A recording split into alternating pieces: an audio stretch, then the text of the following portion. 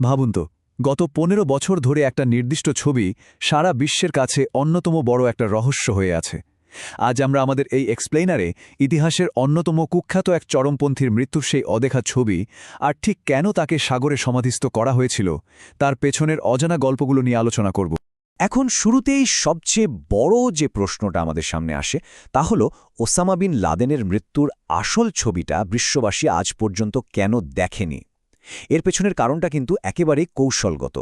একটু ভেবে দেখুন, বুলেটে ক্ষতবিক্ষত তার চেহারার একটা ছবি যদি প্রকাশ করা হতো, তবে সেটা চরমপন্থীদের জন্য বিশাল একটা প্রোপাগান্ডার হাতিয়ার হয়ে দাঁড়াতো, মানে অ্যাকশনে নামার একটা সরাসরি ডাক। ওই একটা মাত্র ছবি কিন্তু সারা বিশ্বজুড়ে ধ্বংসের আগুন জ্বেলে দেওয়ার জন্য যথেষ্ট ছিল। সেই ২০১১ সালের মে মাস থেকে হিসাব করলে দেখবেন পাক্কা ১৫টা বছর কেটে গেছে, আর মার্কিন যুক্তরাষ্ট্র অত্যন্ত সফলভাবেই এই চাক্ষুষ প্রমাণটা লুকিয়ে রাখতে পেরেছে, যাতে বিশ্বজুড়ে ভয়াবহ সহিংসতার কোনো চেইন রিয়াকশন শুরু না হয়। কিন্তু প্রশ্ন হল, এই ধ্বংসের পথের শুরুটা ঠিক কোথায় হয়েছিল? চলুন আমাদের প্রথম সেকশনে, বিলিয়নিয়ার থেকে চরমপন্থী। সমুদ্রের তলদেশে সেই চূড়ান্ত পরিণতির আগে লাদেনের জীবনটা আসলে কেমন ছিল? সৌদি আরবের এক বিশাল ধনী বিলিয়নিয়ার পরিবারের ৫৪ জন সন্তানের মধ্যে ১৭তম সন্তান হয়েও সে কিভাবে এমন একটা ধ্বংসাত্মক পথ বেছে নিল? আচ্ছা, চলুন একটু পেছনে ফেরা যাক। জেদ্দা ইউনিভার্সিটিতে পাবলিক অ্যাডমিনিস্ট্রেশনের একজন ধনী ছাত্র থেকে কিভাবে সে চরমপন্থায় জড়িয়ে পড়ল, তার শুরুটা হয়েছিল কিন্তু কলেজ জীবনেই। সেখানে সে মুসলিম ব্রাদারহুডের সংস্পর্শে আসে। এরপর ১৯৭৯ সালে সোভিয়েত ইউনিয়ন যখন আফগানিস্তান আক্রমণ করে, তখন তার এই চরমপন্থা আরও তীব্র রূপ নেয়। দেখতে দেখতে ১৯৮৪ সালের মধ্যেই সে পেশোয়ারে তার নিজস্ব একটা ঘাঁটি তৈরি করে ফেলে। আর এভাবেই জন্ম নেয় আল কায়েদা। নিজের বিপুল পারিবারিক অর্থ আর অসংখ্য স্বেচ্ছাসেবকদের কাজে লাগিয়ে সে আক্ষরিক অর্থেই একটা বিশাল সংগঠন গড়ে তোলে। এরপর আসে আমাদের দ্বিতীয় সেকশন, ভূ রাজনৈতিক পটপরিবর্তন। এই পর্যায়ে এমন কিছু ঘটনা ঘটে যা তার জীবনের গতিপথ সম্পূর্ণ বদলে দেয় আর তাকে সরাসরি মার্কিন যুক্তরাষ্ট্রের সাথে একটা সংঘর্ষের দিকে ঠেলে দেয়। ঘটনাটা হল, যখন সাদ্দাম হোসেন সৌদি আরবের জন্য একটা বড় হুমকি হয়ে দাঁড়ায়, তখন বিন লাদেন সৌদি রাজাকে তার সাহায্যে এগিয়ে আসার প্রস্তাব দেয়। সে চেয়েছিল তার বাহিনী দিয়ে দেশকে রক্ষা করতে। কিন্তু জানেন তো, সৌদি রাজা লাদেনের সে প্রস্তাব সরাসরি প্রত্যাখ্যান করেন, আর এর বদলে তারা মার্কিন সামরিক বাহিনীর সাহায্য নেওয়ার সিদ্ধান্ত নেন। এই একটা সিদ্ধান্তই কিন্তু ইতিহাসের পুরো মোড় ঘুরিয়ে দিয়েছিল। এই প্রত্যাখ্যানের প্রভাবটা ছিল বিশাল। লাদেনের মনে পশ্চিমা বিরোধী এক গভীর ক্ষোভের জন্ম হয়। সে নিজের দেশেই পশ্চিমা সামরিক উপস্থিতির বিরুদ্ধে ফতোয়া জারি করে বসে। এর ফলে যেটা হলো, তার ৪,০০০-এরও বেশি অনুসারী সৌদি আরব ছেড়ে আফগানিস্তানে পাড়ি জমায়। পরিস্থিতি সামাল দিতে সৌদি সরকার লাদেনের উপর ভ্রমণ নিষেধাজ্ঞা জারি করে, কিন্তু সে অত্যন্ত চতুরতার সাথে একটা ব্যবসায়িক সফরের নাম করে সোজা পাকিস্তানে পালিয়ে যায়। আর এভাবেই সে সৌদি আর মার্কিন উভয় বাহিনীরই চিরস্থায়ী শত্রুতে পরিণত হয়। এবার আসুন আমাদের তৃতীয় অংশে, কেন সাগরে সমাধি। ২০১১ সালের মে মাসে পাকিস্তানের অ্যাবোটাবাদে সেই বিখ্যাত মার্কিন অভিযানের পর তার মৃতদেহ নিয়ে এক চরম লজিস্টিক্যাল এবং রাজনৈতিক সংকট তৈরি হয়েছিল, যা সামাল দেওয়াটা মোটেও সহজ কাজ ছিল না। এখানে একটা দারুণ অদ্ভুত ঘটনা আছে। নেভি সিলদের কাছে ওসামা বিন লাদেনের ৬ ফুট ৪ ইঞ্চি উচ্চতা মাপার জন্য কোনো মেজারিং টেপই ছিল না। বাধ্য হয়ে তারা ৬ ফুট ২ ইঞ্চি উচ্চতার একজন সেনাকে লাদেনের লাশের পাশে শুইয়ে তার উচ্চতা যাচাই করেছিল। এই অদ্ভুত কথা শুনে চরম উত্তেজনার মাঝেও প্রেসিডেন্ট বারাক ওবামা বলে উঠেছিলেন, আপনাদের কাছে হেলিকপ্টারের জন্য $৬৫ মিলিয়ন ছিল, কিন্তু একটা মেজারিং টেপের জন্য অতিরিক্ত $10 ছিল না। ওই তীব্র স্নায়ুচাপের মুহূর্তে এটা সত্যি একটা অবাক করা ঘটনা ছিল। কিন্তু মূল প্রশ্নটা হলো, কেন তাকে একটা সাধারণ মাটির কবর দেওয়া হলো না? প্রথমত, লাদেনের নিজের দেশ সৌদি আরব স্পষ্টভাবে তার মৃতদেহ নিতে অস্বীকৃতি জানায়।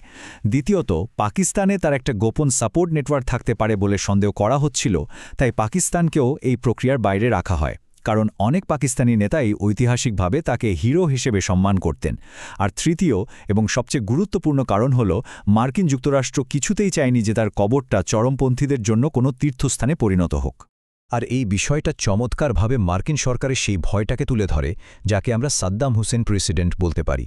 ২০০৬ সালে সাদ্দাম হোসেনকে যখন তিকরিতে কবর দেয়া হয়, তখন তার কবরটা কিন্তু রাতারাতি চরমপন্থীদের জন্য একটা তীর্থকেন্দ্রে পরিণত হয়েছিল। আমেরিকা কোনোভাবেই এই ক্ষেত্রে সেই একই ভুলের পুনরাবৃত্তি করতে চায়নি। তাহলে মাটির কবর না হলে মৃতদেহ পোড়ানো হলো না কেন? আপনারা নিশ্চয়ই জানেন ইসলামে মৃতদেহ দাহ করা বা পোড়ানো সম্পূর্ণ নিষিদ্ধ। মৃতদেহ পোড়ানো তো দূরের কথা, সেটা পুড়তে দেখাও চরম অসম্মানজনক বলে বিবেচিত হয়। যেহেতু ধর্মীয় নিয়মের কারণে পোড়ানো সম্ভব ছিল না, তাই সামরিক বাহিনীকে এমন একটা বিকল্প খুঁজতে হয়েছিল যা ইসলামিক আইনকে সম্মান করবে, কিন্তু পৃথিবীতে তার কোনো দৃশ্যমান কবরও থাকবে না। আর সেই বিকল্পটাই ছিল সমুদ্রে সমাহিত করা। উত্তর আরব সাগরে ভাসমান ইউএসএস কার্ল ভিনসন জাহাজে পুরো প্রক্রিয়াটা অত্যন্ত সুনির্দিষ্টভাবে সম্পন্ন করা হয়েছিল। প্রথমে নিয়ম মেনে মৃতদেহটা ভালোভাবে ধোয়া হয়, তারপর তাকে একটা সাদা কাপড়ে মোড়ানো হয়। এরপর একজন অনুবাদকের সাহায্যে আরবি ভাষায় শেষ প্রার্থনা পাঠ করা হয় এবং সবশেষে মৃতদেহটাকে সমুদ্রে নামিয়ে দেয়া হয়। কিন্তু মৃতদেহ সাগরে তলিয়ে যাওয়ার সাথেই কি সব রহস্যের সমাপ্তি ঘটেছিল? একদমই না। আমাদের 4 নম্বর সেকশনে আছে হার্ড ড্রাইভের গোপন রহস্য। সিআইএ তার পার্সোনাল কম্পিউটারগুলো থেকে অত্যন্ত অদ্ভুত আর সাববিরোধী কিছু ডিজিটাল তথ্য উদ্ধার করেছিল, যা আক্ষরিক অর্থেই সবাইকে হতবাক করে দেয়। এখন এই বিষয়টা সত্যি ইন্টারেস্টিং। তার চরিত্রের চরম দ্বিমুখী নীতিটা একটু খেয়াল করুন। প্রকাশ্যে প্রচার করা আদর্শের দিকে তাকালে দেখা যায় কড়া ধর্মীয় নৈতিকতা, ঐতিহ্য আর কট্টর পশ্চিমা বিরোধী কথাবার্তা। কিন্তু অন্যদিকে তার ব্যক্তিগত ডাউনলোডে পাওয়া গেছে বিপুল পরিমাণ পর্নোগ্রাফি, ইলুমিনাটির উপর লেখা বই, এমনকি 9/11 নিয়ে বিভিন্ন কনস্পিরেসি থিওরি। বব উডওয়ার্ড বা নোয়াম চমস্কির মতো লেখকদের বইও সে পড়ত। প্রকাশ্যে যে ব্যক্তি পশ্চিমা অনৈতিকতার চরম সমালোচনা করত, গোপনে তার কম্পিউটারে পাওয়া গেল সম্পূর্ণ ভিন্ন এক চিত্র। শুধু তাই নয়, তার ড্রাইভ থেকে উদ্ধার হওয়া আল কায়দার এই জব অ্যাপ্লিকেশন বা চাকরির আবেদনপত্রের প্রশাসনিক প্রশ্নগুলো শুনলে রীতিমতো শিওরে উঠতে হয়। যেমন ধরুন, আপনাকে কি কখনো আদালত দোষী সাব্যস্ত করেছে? আপনার জিহাদের পথে আপনি কি উদ্দেশ্য অর্জন করতে চান? এবং সবচেয়ে ভয়ঙ্কর প্রশ্ন, আপনি শহীদ হলে আমাদের কার সাথে যোগাযোগ করা উচিত? এটা স্পষ্টভাবে প্রমাণ করে যে তাদের এই সন্ত্রাসী সংগঠনটা কতটা ঠান্ডা মাথার আর আমলাতান্ত্রিক একটা কাঠামোর মাধ্যমে পরিচালিত হতো। আমরা আজকের এই ব্যাখ্যামূলক পর্বের একেবারে শেষ পর্যায়ে চলে এসেছি। 5 নম্বর সেকশন, চরমপন্থার বাস্তবতা। আসুন দেখি চরমপন্থা কিভাবে মানুষের মনস্তত্ত্বকে ভেতর থেকে ধ্বংস করে দেয় আর তাদের মানবিক সত্তাকে চিরতরে কেড়ে নেয়। চরমপন্থা মূলত যেটা করে তা হল একজন মানুষের স্বাভাবিক প্রশ্ন করার ক্ষমতাকে ধ্বংস করে, সেখানে অন্ধবিশ্বাসের জন্ম দেয়। এটা মানুষের ভেতরে না বলা কষ্ট আর ঘৃণাকে এমনভাবে হাতিয়ার হিসেবে ব্যবহার করে যা তাদের মনকে যৌক্তিক চিন্তাভাবনা থেকে পুরোপুরি দূরে সরিয়ে দেয়। তখন মানুষ শুধু সেটুকুই বিশ্বাস করে যা তাকে বিশ্বাস করানো হয়। চরমপন্থার আসল ট্র্যাজেডি কিন্তু কেবল এটা নয় যে মানুষ মারা যায়, বরং আসল ট্র্যাজেডি হল মানুষ বেঁচে থাকা অবস্থাতেই তাদের মানবতা হারিয়ে ফেলে। ওসামা বিন লাদেনের জীবনের এই ঘটনাগুলো আমাদের সামনে একটা বড় প্রশ্ন রেখে যায়। কিভাবে আমরা আমাদের মনকে সর্বদা উন্মুক্ত রাখব এবং অন্ধবিশ্বাসকে প্রশ্রয় না দিয়ে যৌক্তিক প্রশ্ন করতে শিখব? এই প্রশ্নটা আপনাদের কাছে রেখে গেলাম। আজ এখানেই শেষ করছি। ভালো থাকবেন।